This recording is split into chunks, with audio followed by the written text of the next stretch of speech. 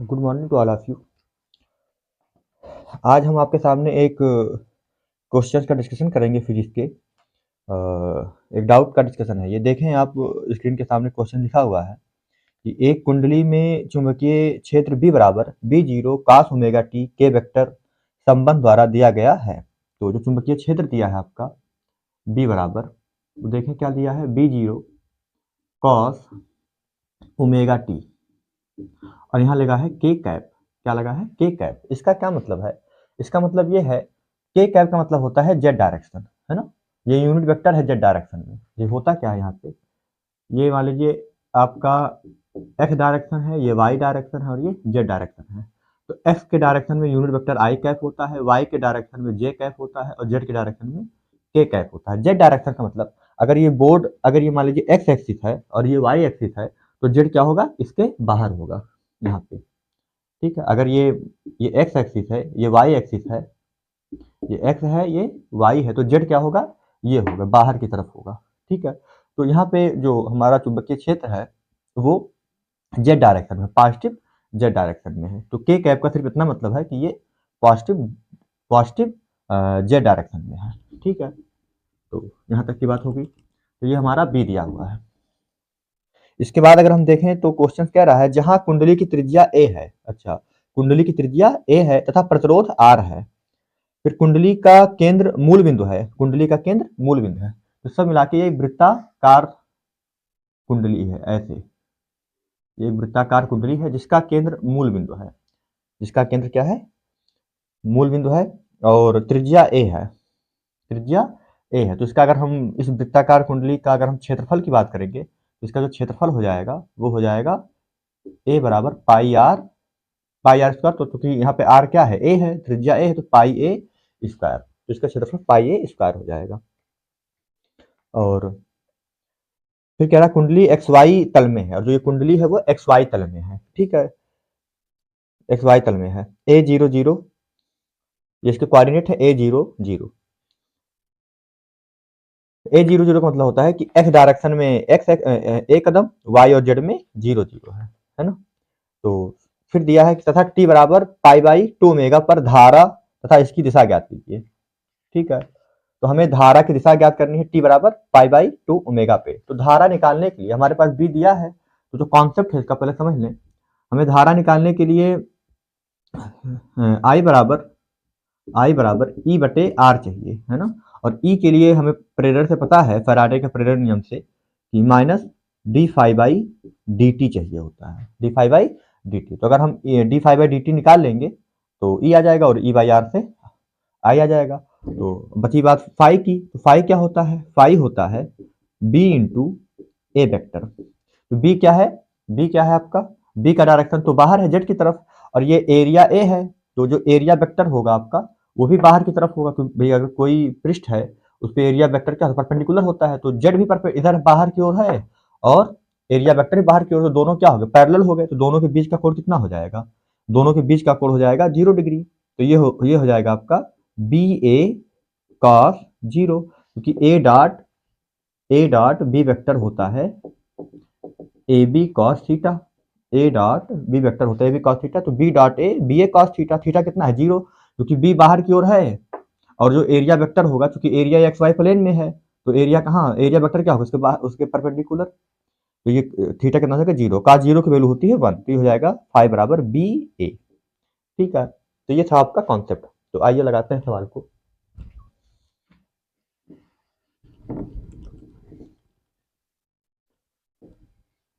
तो सबसे पहले हम निकालेंगे फाई, चुंबकीय फलक,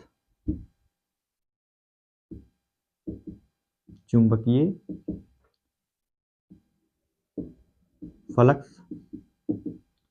फाई बराबर, हम यहाँ लिखेंगे बी डॉट ए वेक्टर, और इसको लिखेंगे B A cos zero equal to B A. B की वैल्यू क्या है, बी की वैल्यू क्या है, बी की वैल्यू है B zero cos omega T. ये के वेक्टर नहीं लेंगे, हम मैग्नीट्यूड की बात कर रहे हैं, क्योंकि ये बी वेक्टर है, अगर देखा जाए तो ये बी वेक्टर है। ठीक है, तो ये हो गया बी का मान, b zero cos omega t. A का मान कितना है, पाई ए स्क्वायर, यहाँ हो गया पाई ए स्क्वायर। अब हमें चाहिए d phi by D t. क्या चाहिए? D phi by D t. तो d phi by D t के लिए हमें इसका अवकलन करना पड़ेगा। तो अवकलन का कॉन्सेप्ट समझ लें।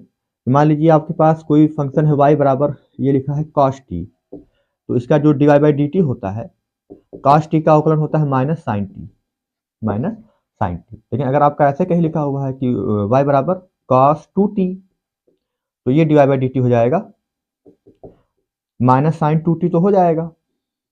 और फिर ये 2t का फिर से अवकलन होगा, तो ये हो जाएगा 2, तो एक 2 आगे आ जाएगा, जो t का गुणांक है वो इसके आगे आ जाएगा। जैसे मान लीजिए आपके पास लिखा है y बराबर cos 3t, तो इसका अवकलन हो जाएगा D Y by D T बराबर माइनस साइन 3t। और ये जो 3 है टी के साथ में वो आगे लग जाएगा, गुणा में लग जाएगा। ठीक है। तो अगर आपका कहीं ऐसे होता कि y बराबर cos ओमेगा टी, तो इसका क्या हो जाएगा? D Y by D T. इसका हो जाएगा आपका माइनस साइन ओमेगा टी, और ये जो ओमेगा है वो आगे आ जाएगा, तो यहाँ कह सकते हैं minus omega sine omega T, जो ये ओमेगा है उससे गुणा हो जाएगा। ठीक है। तो यहाँ पे अवकलन करते हैं। हम यहाँ चूंकि फाई है, तो टी के रिस्पेक्ट में जब अवकलन करेंगे तो ये हो जाएगा D phi by D T बराबर डी बाई डी टी, और फाई का मान क्या है? B zero cos omega T, और ये पाई ए स्क्वायर, ये मान है। तो जो टी के रिस्पेक्ट में तो टी का टर्म रखेंगे, बाकी सारे टर्म बाहर हो जाएंगे, तो बी जीरो और ये पाई ए स्क्वायर बाहर हो गया, B zero pi a square हो गया बाहर, बचा क्या? D by D T cos omega T. अब इधर हम अगर देखें तो ये हो जाएगा B zero pi a square, cos omega T का अवकलन ब्रैकेट में लिखते हैं, माइनस में आएगा साइन ओमेगा टी। और हमने कहा है कि जो टी में जिस नंबर से गुणा होता है वो साइन के आगे आ जाएगा, तो किससे गुणा है? ओमेगा से है, तो ये हो जाएगा ओमेगा, और ये माइनस लगा रहेगा। ठीक है। अब ये पूरा माइनस एकदम आगे आ जाएगा, तो कितना हो जाएगा? ये माइनस बी जीरो, ये ओमेगा भी आगे जाएगा, B zero omega pi a square sine omega T. ये आ गया आपका D phi by D T, D phi by D T, D phi by D T. ठीक है। यहाँ तक का देख लें आप। मैं इस पार्ट को मिटा दे रहा हूँ।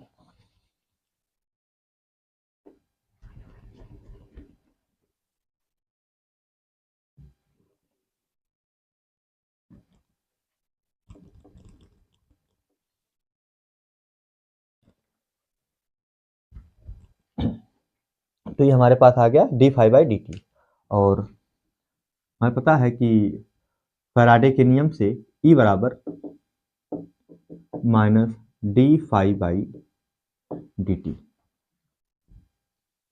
D phi by D t. तो ये हमारे पास क्या आ गया? E आ गया। तो E आ गया हमारे पास minus d phi by D t कितना है? वो भी माइनस में, तो माइनस माइनस क्या हो जाएगा? यहाँ पे प्लस हो जाएगा, है ना। तो हो जाएगा B zero omega pi a square sine omega T. ये प्लस हटा देते हैं, तो ई का मान ये आ गया। अब चूंकि जो आई होता है, धारा आई वो हो जाएगा आपका ई बटे आर, ई बटे आर। ई की वैल्यू कितनी है आपके पास? ई की वैल्यू है B zero omega pi a square sine omega T, और नीचे हो जाएगा आपका आर। तो ये हो गया आपके पास आई। और क्वेश्चन ने क्या कहा था? क्वेश्चन ने कहा था कि टी बराबर 2 पाई बाई 2, पाई बाई 2 पे मान निकालें। ठीक है, धारा का। तो ये आपका धारा आ गया। अब हम इसके आगे बात करेंगे। ठीक है, ये आपका मेन धारा आ गया, देख लें यहाँ तक।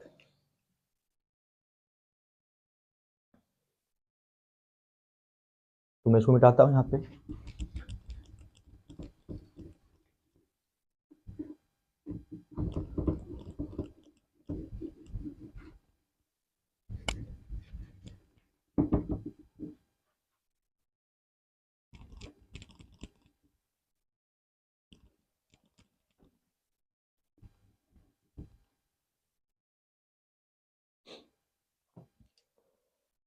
अब हमें चाहिए मान t बराबर, इधर देखें, t बराबर 2 पाई बाई ओमेगा, तब i बराबर क्या हो जाएगा, b0 omega pi a square sine omega t, omega हो गया, लेकिन टी का मान कितना है, यहाँ पे टी का मान है 2 पाई बाई ओमेगा, ये गुणा हो जाएगा 2 पाई बाई ओमेगा से, जहाँ टी है वहाँ हमने 2 पाई बाई ओमेगा ओमेगा रख दिया। और नीचे क्या है आपका, नीचे तो आपका आर है, ये हो गया आर, तो ओमेगा से ओमेगा कैंसिल आउट हो गया,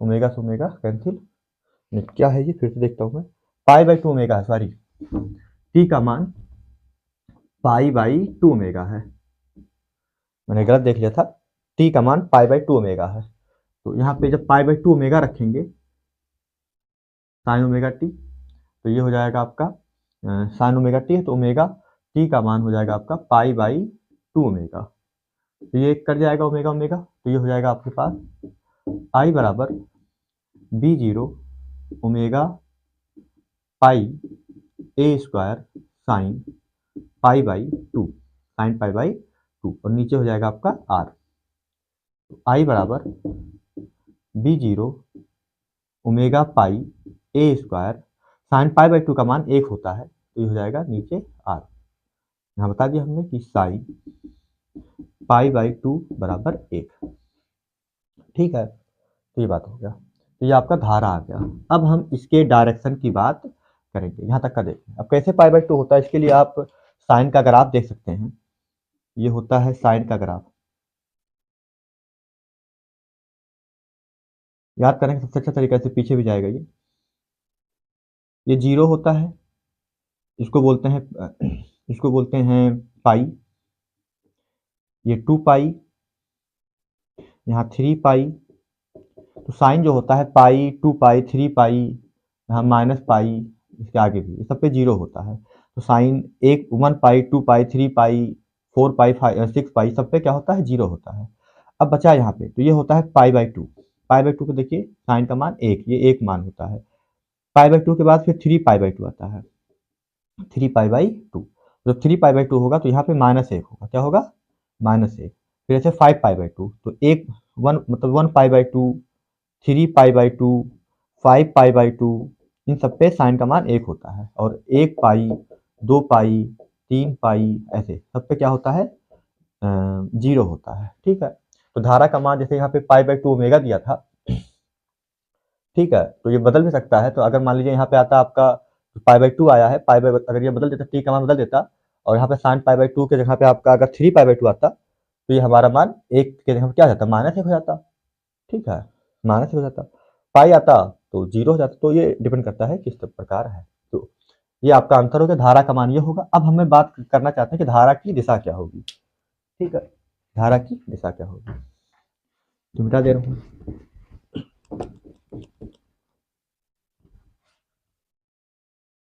तो अगर हम धारा की दिशा की बात करें, तो जो हमारा बी है वो तो एक्स वाई प्लेन के परपेंडिकुलर है। तो अब आप एक बात ध्यान दें यहाँ पे, ये देखें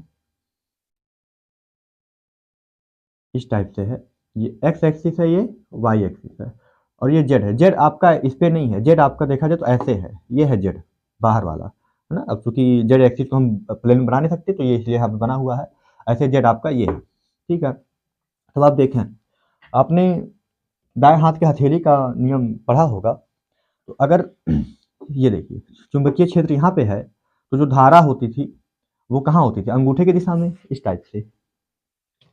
अगर मैं इसको इस टाइप से करूँ, अगर मैं इसको इस टाइप से करूँ कि ये जो चारों उंगलियां हैं ये आपके चुंबकीय क्षेत्र की दिशा में है, तो अंगूठा कहाँ है, देखिए चारों उंगलियां जेड के डायरेक्शन में है, बाहर की ओर है, तो अंगूठा देखिए वाई की डायरेक्शन में है। अब वाई के डायरेक्शन में क्या होता है, जेड जेड एक्सिस, वाई के डायरेक्शन में क्या होता है, जेड कैप, यहाँ हो जाएगा जे कैप, सॉरी जे कैप, ठीक है।